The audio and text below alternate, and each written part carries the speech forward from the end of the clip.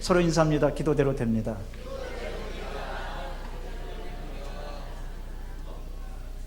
시편 64편은 결과의 섭리입니다. 한번 따라 하실 거예요? 결과의 섭리. 결과가 다 있다는 겁니다. 그런데 어떤 결과냐? 악인은 그에 따른 보응을 받는다는 겁니다. 다윗이 고난 중에서 드린 본문의 찬양입니다. 다윗은 본시에서 원수들이 아무리 악한 계획을 가지고 죽이려고 그러고 또 그것이 아주 극도로 달했어요. 다윗을 죽이려는 흑암의 세력이 가장 광분해서 안 죽이면은 안 될 지경까지 되었습니다. 여러분, 그런 때, 그런 고난 중에 다윗이 그래도 끝까지 하나 놓치지 않은 게 있었는데, 그것이 아까 우리가 서로 인사한 것처럼 언제나 찬송한 겁니다. 언제나 노래한 겁니다. 언제나 주님만 바라본 겁니다. 여러분, 언제나 그렇게 되시기를 바랍니다. 결국은 언제나를 붙들고 사는 사람이 승리합니다. 한번 따라 하실까요? 결국은 두 손 드세요. 언제나를 붙들고 언제나를 꼭 붙들고 사는 사람이 승리합니다. 승리는 내 겁니다. 여러분, 승리는 누구 겁니까? 내 겁니다. 한번 가슴을 한번 치세요. 내 겁니다. 아주 세게 친 사람은 세게 축복받을 거고, 그저 내 겁니다 이런 사람은 다시 한번 합시다. 승리는 내 겁니다. 아이고 아파라. 여러분, 승리는 여러분의 것이 되시기를 바랍니다. 고난과 아픔이 있어도 결국 다윗은 두려워하지 않고 간절히 주님만 찾은 겁니다. 그러나 다윗이 분명히 시편을 통해서 아는 것 세 가지가 있었어요. 그것은 뭐냐? 하나님은 살아계시다. 악인은 반드시 보응받는다. 그래서 세 번째, 나는 언제나 살아계신 하나님을 찬송한다. 그것이 결국은 다윗을 살렸습니다. 여러분도 그렇게 되시기를 바랍니다. 하나님은 반드시 살아계신다. 아무리 다른 사람이 환난과 고난이 나를 죽인다고 해도 결국은 악인은 보응받게 될 것이다. 세 번째, 그래서 나는 뭐예요? 그동안 또 좋으셨나 봐. 찬송한다. 노래한다. 언제나 주님만 바라본다. 여러분, 그렇게 되시기를 바랍니다. 악인은 결국 멸망했습니다. 악인은 결국 허망하게 다 쓰러지고 말았습니다. 아주 크게 번성하는 것 같아도 한번 하나님이 바람을 확 부시니까 순식간에 다 흩어지고 말았던 겁니다. 그래서 오늘 제목이 결과의 섭리입니다. 본문은 크게 세 가지로 되어 있습니다. 1절과 2절은 하나님께 생명을 보호해달라고 탄원하는 겁니다. 그리고 3절과 6절은 하나님, 악인은 그렇게 보응받게 되어 있습니다 하고 하나님께 간절히 아래는 악인에 대한 보응입니다. 그리고 7절과 10절은 의인의 확신. 의인이 뭘 확신합니까? 하나님이 살아계시다는 것을 확신하고, 악인은 결국은 망한다는 것을 확신하고, 그래서 나는 언제나 노래하고 찬양한다는 것을 확신하는 겁니다. 사람은 때때로 몇 가지 점에서 약해집니다. 첫째는 고난과 아픔이 올 때 약해집니다. 두 번째는 희한하게도 사람이 사람 때문에 약해집니다. 오늘 다윗이 고난을 당했는데 왜 약해졌느냐? 사람 때문에 약해졌어요. 어떤 사람인가? 사울왕 때문에, 압살롬 때문에, 그리고 자기가 믿었던 아히도벨, 아주 옆에서 잘 도와줬던 충신인 줄 알았는데 그 사람이 배반해서 사람 때문에 약해진 거예요. 사람이 무서워요. 그래서 속담에 보면 머리 검은 짐승은 받아들이지 말아라, 그런 속담이 있을 정도예요. 머리 검은 짐승이 사람인데 그 사람을 받아들였더니 이 존재가 그만 짐승보다 더 악한 존재가 돼가지고 자기를 어렵게 만들었다는 거예요. 그래서 그런 속담까지 나올 정도입니다. 세 번째는 미래에 대한 불안 때문에 약해집니다. 내 앞길이 어떻게 될까? 나는 이러다 내 인생 끝나지가 않을까? 나는 철저하게 버림받게 될지도 몰라. 그런데 이렇게 약해질수록 여러분 찬송하는 여러분 되시기를 바랍니다. 기도하는 여러분 되시기를 바랍니다. 우리는 결국은 기찬 인생을 살아야 돼. 한번 따라 하십시다. 기찬 인생을 삽시다.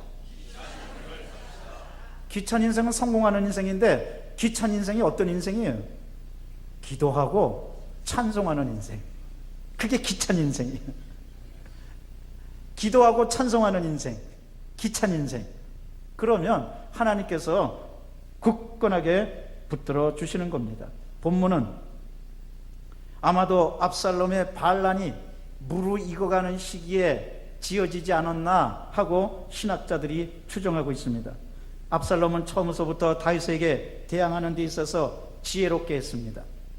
근데 가만 보면요, 사람이 사람을 죽이려고 그럴 때 무조건 죽이는 사람도 있지만 머리를 써가지고 아주 지혜롭게 해서 죽이려는 사람, 바로 압살롬이 그런 거예요. 압살롬이 어떻게 했느냐? 자기가 재판을 맡는다고 해가지고 사람들이 억울한 일을 당해가지고 오면은 다윗은, 압살롬은 그들의 마음을 산 거예요. 억울한 일이 있죠? 걱정 마세요. 내가 이 억울한 일을 갚아주겠습니다. 지금 나라가 이렇게 해서 잘못됐어요. 왕이 지금 정치를 잘못하고 있어요. 이런 이 나라는 이제 아주 뒤집어져야 돼요. 걱정하세요. 내가 그 억울함을 갚아주겠습니다. 그러니까 사무엘하 15장 1절에서 6절에 보면 사람들이 압살롬에게 마음을 줬다고 그랬어요. 성경은 이렇게 표현합니다. 압살롬이 사람들의 마음을 훔쳤다고 그랬어요. 악한 사람은 그렇게 살아요. 사람의 마음을 싹 훔치는 거예요. 그러니까 누구든지 이 압살롬이 일어나야지, 압살롬이 왕이 돼야지 되나 보다. 압살롬이야말로 이 나라의 진정한 지도자다. 그 여론이 이렇게 막 형성되니까 그 다음에 두 번째로 압살롬이 헤브론에 가가지고 사람들에게 확대 재생산 시킨 거예요. 여론을. 압살롬이 왕이 되었다. 압살롬만이 위대한 지도자다. 그러니까 그 여론이 그냥 막 퍼져나가니까 결국은 그 여론에 의해서 다윗은 점점 어려움에 빠지게 되고 슬픈 일에 빠지게 되고 공경에 빠지게 되고 힘든 일에 빠지게 된 겁니다. 그 결과 어떻게 됐습니까? 결국 다윗은 왕궁에서 쫓겨나갑니다. 왕궁에서 쫓겨나갈 때 성경에 보니까 다윗은 얼굴을 가리고 그 다음에 눈물을 흘리고 맨발로 도망갔다고 그랬어요. 왕인데, 위대한 지도자인데, 아니 세상에 다윗처럼 위대한 지도자가 얼굴을 가리고 맨발로 도망가리라고는 누가 상상이나 했겠어요. 그렇게 다윗은 도망다니는 비참한 신세가 되고 말았던 겁니다. 그러나 그런 중에서도 다윗이 분명히 아는 것은 있었습니다. 그것은 하나님이 언제나 나와 함께 하신다. 할렐루야.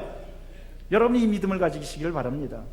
그러면서 다윗은 이 고난 중에 믿음을 굳건하게 했는데, 놀랍게도 다윗이 믿음을 굳건하게 했던 것, 고난 중에 가장 위대한 해법을 찾았던 것 딱 하나가 있었어요. 그것은 뭐냐? 여러분, 고난당하고 아픔당하고 괴로움당할 때 정체성을 분명히 하는 것이 고난을 이기는 해법이 됩니다. 다윗이 그런 겁니다. 오히려 고난당했을 때 내가 다른 무슨 어떤 방법을 생각하지 않고 정체성을 확실하게 한 거예요. 마브레스 와그너라는 사회 심리학자는 말하기를, 어떤 사람이 행복한 사람이냐? 첫째, 소속감이 분명한 사람. 둘째, 능력이 있는 사람. 셋째, 가치관이 뚜렷한 사람. 돈이 있는 사람, 사람을 많이 사귀는 사람, 이런 사람이 성공하고 행복한 사람이 아니라는 거예요. 첫째, 소속감이 분명한 사람. 둘째, 능력이 주어진 사람. 셋째, 가치관이 뚜렷한 사람. 어떻게 보면 다윗이 그랬어요. 다윗이 자기 소속감, 정체성, 아이덴티티를 분명히 한 거예요. 아, 나는 어떤 사람이다.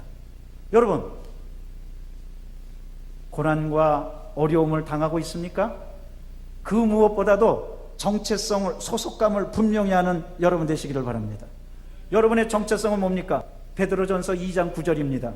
너희는 택하신 족속이요 왕같은 제사장이요 그의 소유된 나라요. 할렐루야. 어두운 데서 불러내어 기이한 빛에 들어가게 하사 아름다운 덕을, 아름다운 복음을 선포하게 하려 하심이니라. 고난과 아픔을 당할수록 우리는 소속감을 분명히 해야만 할 것입니다. 그 사람이 승리하는 사람입니다. 사도 바울도 유라굴라 태풍을 크게 만났을 때 소속감을 분명히 했습니다. 사도행전 27장 23절에 보면 사도 바울은 이렇게 고백합니다. 나의 속한 바 하나님께서 내게 말씀하시기를 바울아 너는 두려워하지 말지어다. 이제 너는 반드시 로마로 가게 될 것이며 하나님께서 지켜주실 것이다 하고 주의 사자가 얘기했다는 것을 사도 바울은 말합니다. 여러분, 그렇습니다. 어떤 사람이 결국은 승리하느냐, 어떤 사람이 결국은 행복하게 사느냐, 어떤 사람이 결국은 믿음을 가지고 모든 역경을 극복하느냐, 따라 하시겠습니다. 소속감을 분명히 하는 사람. 어려울수록 나는 누구다, 어려울수록 나는 어떤 사람이다 분명히 하시기를 바랍니다. 그것은, 그 해법은 베드로전서 2장 9절이에요. 나는 왕같은 제사장이고 나는 택하신 족속이고 나는 거룩한 나라고 그의 소유된 백성이고 어두운 데서 불러내어 기이한 빛에 들어간 존재고 아름다운 덕을 선포하는 사람입니다. 이 사람이 진짜 성공하고 하나님께서 함께해 주시는 사람입니다. 그러니까 가치관, 삶의 가치관이 우리를 완전히 바꿔놓는 거예요. 어떤 사람은 돈이 바꿔놓는 줄 알고요. 그건 천만의 말씀이에요. 어떤 사람은 그냥 무리하게 하나님 그저 나 행복하게만 해주세요. 무조건 채워만 주세요. 우리는 그렇게 기도하면 안 돼요. 하버드 대학에 준 그루보라는 박사가 있는데 그 사람이 이렇게 말했어요. 과도하게 행복을 추구하지 말아라. 과도하게 행복을 추구하면 억지로 행복을 추구하기 때문에 불행해진다. 여러분, 행복도 마찬가지예요. 행복도 내가 소속감을 분명히 할 때 행복한 거예요. 아무리 환경이 어렵고 사랑받기 위해서 태어난 사람, 그것도 소속감을 분명히 하는 거예요. 그런데 악한 사람은 어떤 소속감을 갖고 있느냐? 나는 악한 일을 하기 위해서 태어난 사람이다. 나에게는 악한 사명이 있다. 나는 어떻게든지 사람을 죽여야 된다. 얼마나 불행한 일이에요. 그 사람이 행복할 리가 있겠어요? 그 사람은 아무리 돈을 얻고 아무리 환경이 좋아져도 행복해질 수가 없는 겁니다. 그런데 여러분, 이런 데 소속되어 있지 않고 나는 하나님의 백성이다, 나는 교회에 속해서, 여러분 그래서 각 구역마다 또 지역마다 속해져 있는 거 감사하시기 바랍니다. 나는 은혜 안에 있다, 나는 교회 안에 있다, 나는 주님의 성도다, 나는 하나님의 사랑을 받고 있다, 나는 말씀 안에 있다. 얼마나 감사한지 모르겠어요. 결국 그게 살리는 겁니다. 그러나 그 정체성을 잃어버리면 사람이 잘못된 길로 가고, 그 다음에 타락하는 길로 가고, 그 다음에 다른 사람을 죽이는 길로 가고 그러는 거예요. 우리는 정말 하나님께서 함께 하신다는 것을 알고 소속감을 분명히 하는 가운데 기쁨으로 살아가야만 할 것입니다. 이런 사람이 결국은 성공하는 사람입니다.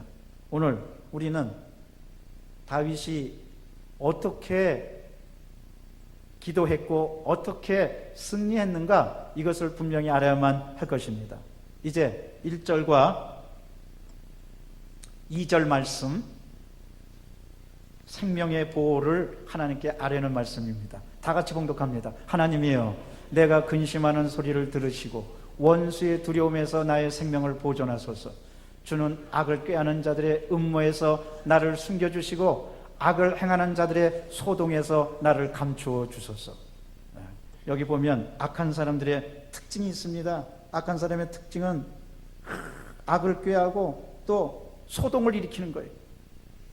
그래서 거기서 나를 보호해달라고 다윗이 탄원하고 있습니다. 여러분 가만히 보세요. 악한 사람들은요, 소동을 일으켜요.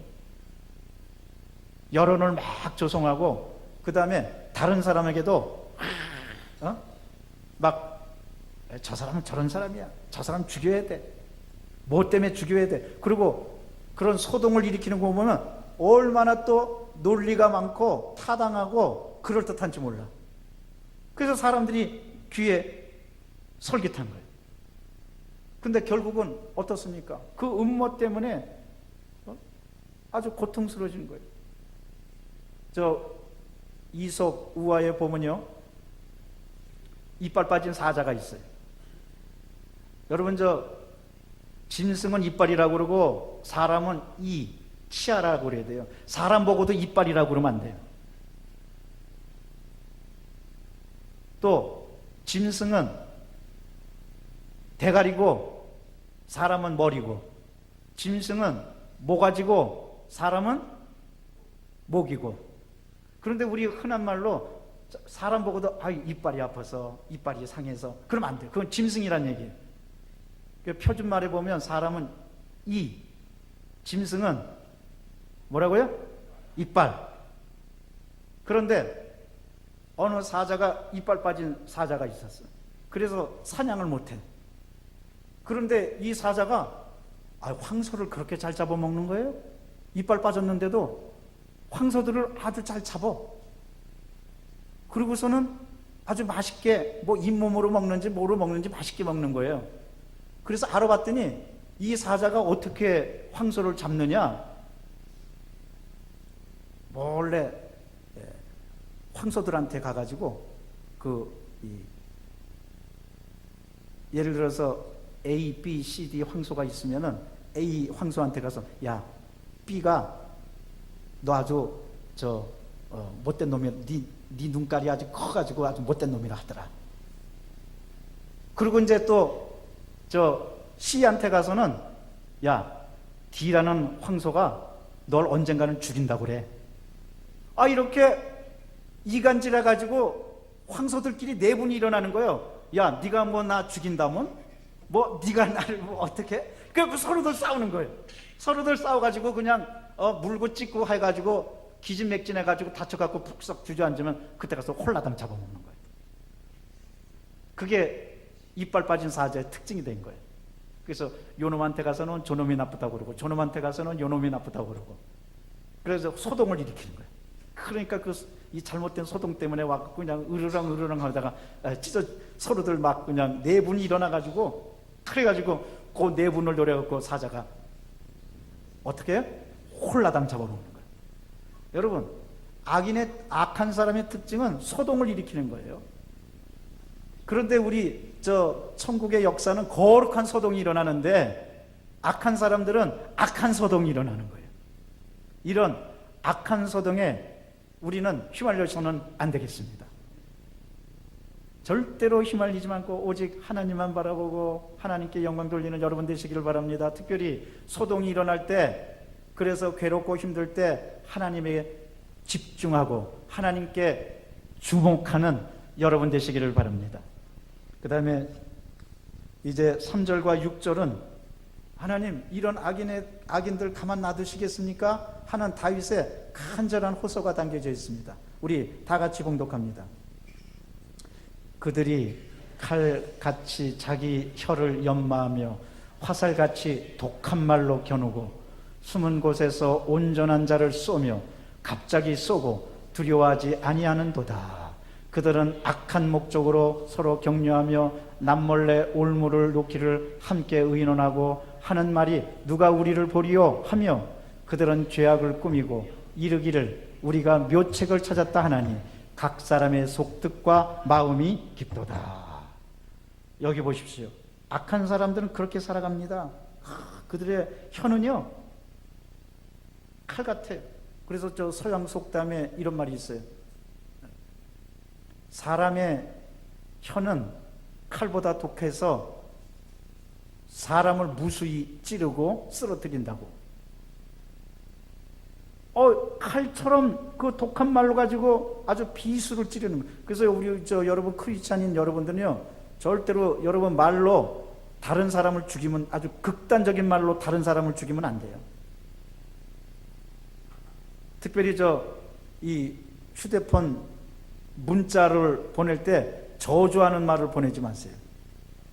왜냐하면 그 문자의 그 저주성이요, 얼마나 큰 해악을 끼치고 얼마나 괴로움을 갖다 주는지 몰라요. 그건 비수보다 더해요. 더군다나 그 비수에는 독이 묻혀져 있어서 한번 찔림을 당하면 그 독에 상처를 받고 쓰러지고 마는 거예요. 그래서 그 얼마 전에도 이 탤런트들이 악플에 시달려 갖고 자살하고 막 그러잖아요. 너무너무나 그런 걸 보고 괴로워가지고. 근데 우리 크리스찬들은요, 격려하고 위로하고 소망을 줘야 됩니다. 할렐루야. 그래서 휴대폰 문자에다가 절대로 저주하는 말 하지 마세요. 우리는 용서하고 기도하고 축복하고. 그래서 요즘 일어나는 운동 가운데 선풀 운동이라고 있어요. 그것은 뭐냐면은 태양만 바라보는 플라워, 꽃처럼, 해바라기처럼 선한 악플이 아니라 선풀 운동을 하자.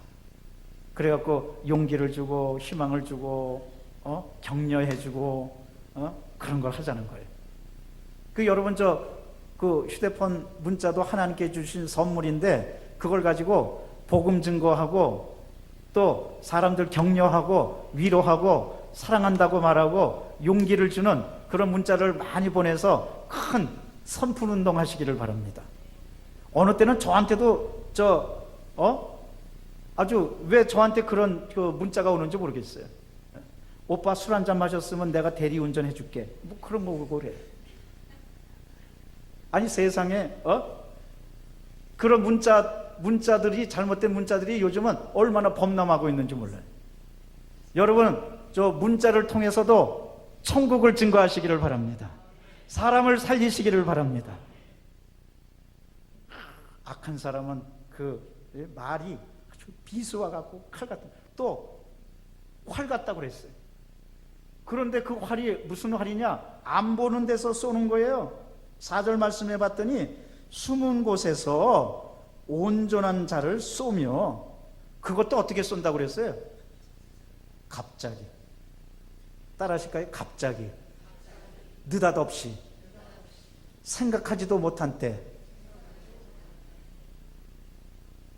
악한 일을 한다는 거예요. 여러분, 그것이 악한 사람의 특징입니다.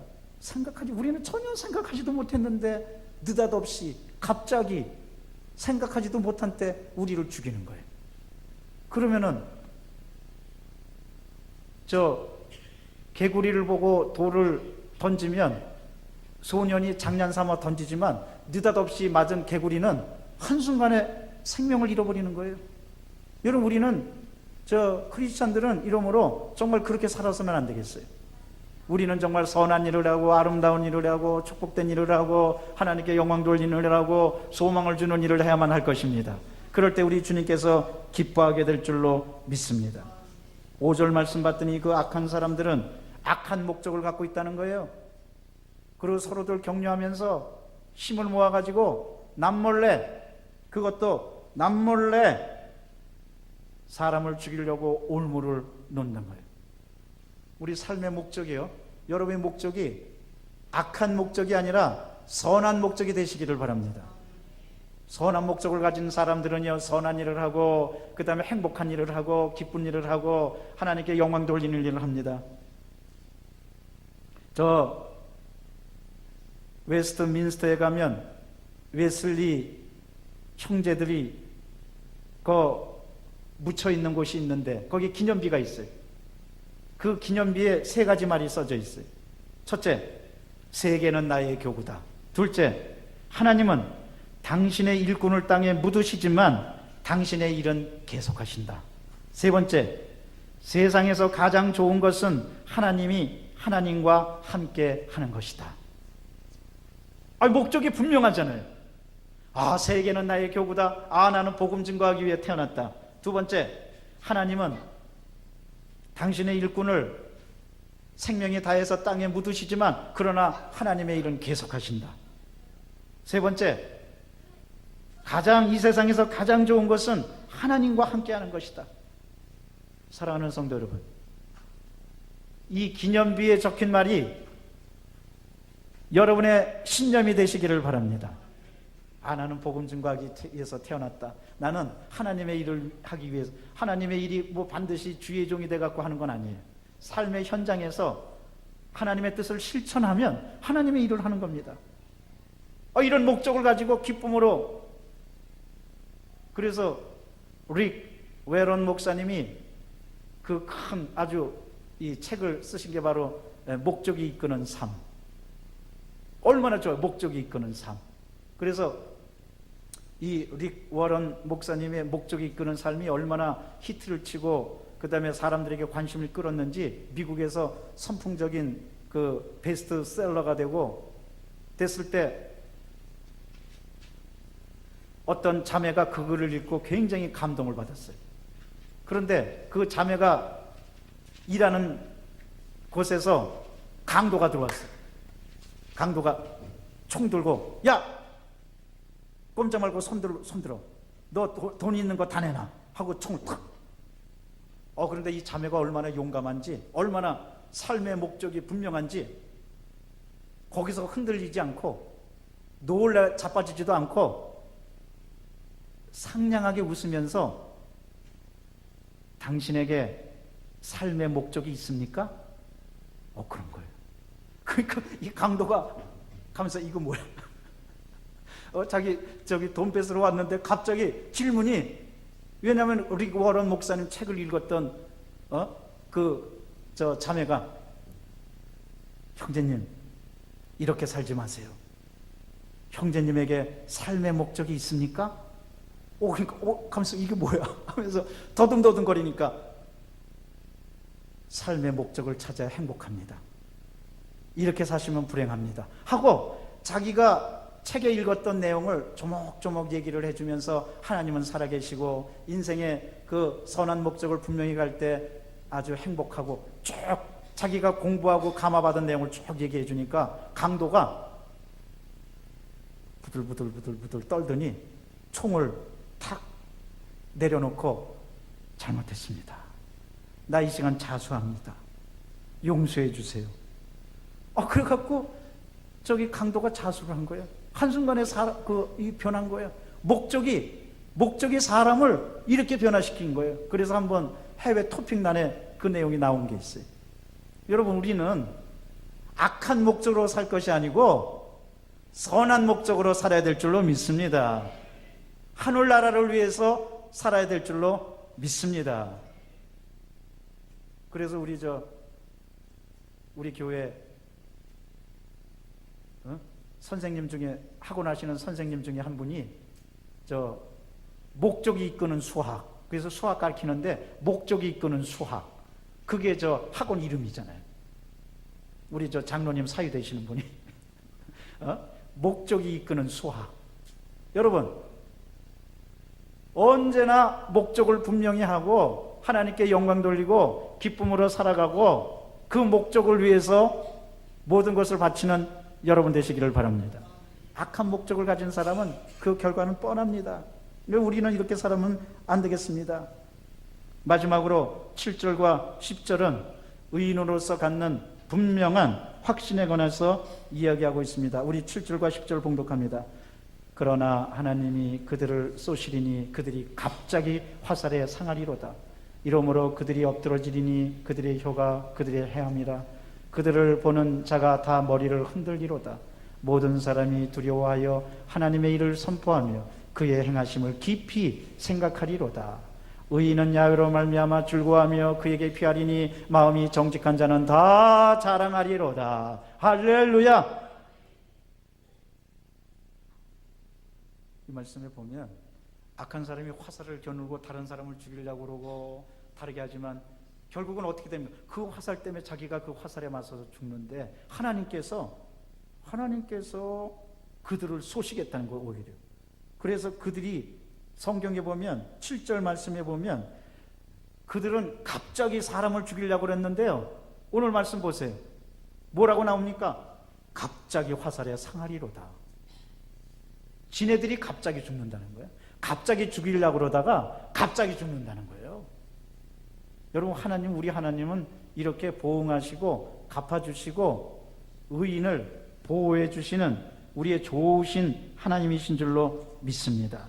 그래서 9절 말씀에 보면 모든 사람이 두려워하여 하나님의 일을 선포하며 그의 행하심을 깊이 생각하리로다. 결국은 하나님은 살아계시는구나, 내가 이렇게 살아서는 안 되겠구나, 나는 망하는구나. 10절에 보면 의인은 야훼로 말미암아 즐거워하며 그에게 피하리니 마음이 정직한 자는 다 자랑하리로다. 이러므로 여러분, 결국은 선한 목적을 가지고 하나님께 영광 돌리고 주를 위해서 살아가는 사람은 결국은 하나님께서 지켜주시고 하나님께서 함께해 주시고 하나님께서 인도해 주시고 하나님께서 기적을 베풀어 주시고 하나님께서 역사하심으로 말미암아 거꾸로 들임을 당하지 않고 일어나서 당당하게 승리하게 된다는 것이 바로 오늘 다윗의 노래며 다윗의 찬양입니다. 이러므로 우리는 사람을 살려야 됩니다. 우리는 이웃을 살려야 됩니다. 우리는 선한 목적을 가져야 됩니다. 요즘 벌써 여름철인데 영국에서요, 영국 그 시골에서 한 소년이 이렇게 길을 가다 보니까 어떤 소년이 강물에 빠져가지고 살려달라고 아우성 치는 거예요. 그래서 이 시골 소년이, 그런데 빠진 아이는 도시에서 아주 부유한 집의 아들이었고 시골에 놀러 왔다가 잠깐 수영을 하러 왔다가 그냥 물에 빠진 거고, 그 다음에 그것을 본 소년은 집이 시골이라 시골집에서 왔다 갔다 하다가 그것을 봤고, 그런데 순식간에 이 시골에서 사는 소년이 달려 들어가서 이 도시에서 부유하게 사는 소년을 살려줬어요. 살려줘 갖고 둘이서 친하게 됐어요. 목숨을 건져줬으니까. 야, 너 어디서 사니? 너 누구니? 하면서 둘이서 아주 친해졌는데 점점 자라가 됐는데 이 시골 소년은 가난하고 돈이 없으니까 대학에 들어가고 싶어도 못 들어가는 거예요. 그런데 이 소식을 들은 부유한 소년이었던, 그 다음에 목숨을 건진 소년이 아버지한테 얘기합니다. 아빠, 나를 구해준 소년이 지금 어려워서 등록금이 없어서 대학에 못 들어간대. 그러니까 당연히 아빠가 큰 돈을 들여줘 갖고 공부 잘 시켜줬어요. 이 사람들이 나중에 둘이서 누가 됐느냐? 바로 영국의 위대한 수상인 윈스턴 처칠이 됐어요. 윈스턴 처칠이 도심에서 부유하게 살았던 소년이었고, 그 다음에 시골에서 살았던 소년은 나중에 누가 됐느냐? 바로 페니실링을 발명한 알렉산더 플레밍이 되었어요. 그래갖고 이 페니실링을 발견한 플레밍은 노벨 의학상까지 받습니다. 선한 목적을 가지고 살려주고 둘이서 협력하고 잘 지내니까 한 사람은 위대한 정치가 되었고 한 사람은 위대한 의학자가 되었던 거예요. 근데 나중에요, 윈스턴 처칠이요, 폐렴에 걸려서 죽을 위기에 처해졌는데 그때 그 폐렴에서 구호해주고 또 회복시켜준 사람이 누구냐? 플레밍이었어요. 그 얘기를 듣고 자기가 처방한 약을 줘가지고 처칠이 살아나게 됐던 거예요. 옛날에는 처칠이 구해줬는데 이번에는 플레밍이 약으로 구해준 거예요. 놀라운 일 아닙니까? 여러분, 사람을 구해주고 생명을 살려주고 사람을 죽이려고 그러지 않고 그리스도의 복음과 선한 일로 구해주고 용서해주고 앞날을 인도해주면 서로가 살아날 줄로 믿습니다. 하나님이 그런 사람 축복해 주시는 거예요. 하나님이 그런 사람에게 은혜를 주시는 거예요. 이 자리에 모인 모든 분들은 그렇게 되시기를 주의 이름으로 축원합니다. 기도하겠습니다. 사랑과 자비가 충만하신 하나님 감사합니다. 64편을 통하여 결국 악인은 멸망받지만 선한 목적을 가진 의인은 하나님께서 끝까지 지켜주신다는 것을 알았습니다. 저희들 이렇게 살게 도와주시옵소서. 우리 구주 예수 그리스도 이름으로 기도드리옵나이다. 아멘.